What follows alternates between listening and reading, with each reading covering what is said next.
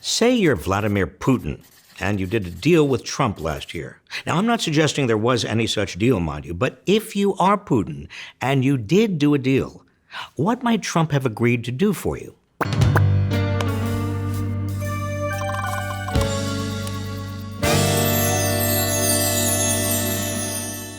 Number one, repudiate NATO. NATO is the biggest thorn in your side, the alliance that both humiliates you and stymies your ambitions. Trump seemed intent to deliver on this during his recent European trip by bullying members about payments and seemingly not reaffirming Article 5 of the pact, which states that any attack on one NATO ally is an attack on all. Number two, antagonize Europe, especially Angela Merkel. She's the strongest leader in the West, other than Trump, and you'd love to drive a wedge between the United States and Germany. Your larger goal is for Europe to no longer depend on the United States, so you can increase your influence in Europe. Trump has almost delivered on this too. Merkel is already saying Europe can no longer depend on America. Number three, take the United States out of the Paris Accord on the environment. This will anger America's other allies around the world and produce a wave of anti-Americanism, all to your advantage. You'd also love for the whole Paris Accord to unravel because you want the world to remain dependent on fossil fuels. Russia is the world's second largest exporter of oil after Saudi Arabia and the biggest exporter of natural gas. And the oil and gas industry contributes about half the revenues to your domestic budget. Trump has delivered on this.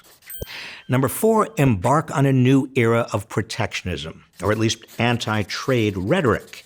This will threaten the West's economic interdependence and loosen America's economic grip on the rest of the world. Trump is on the way to delivering on this one.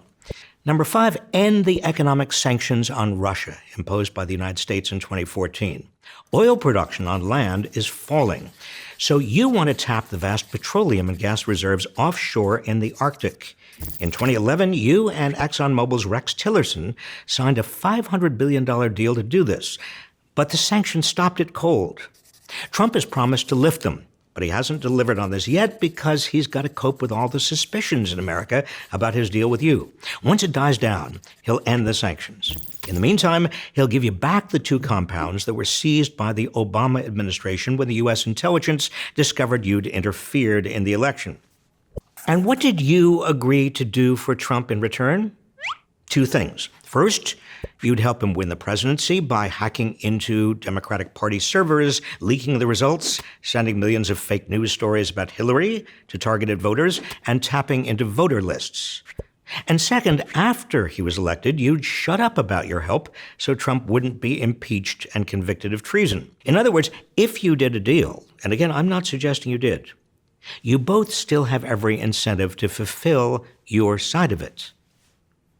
That's the art of the deal.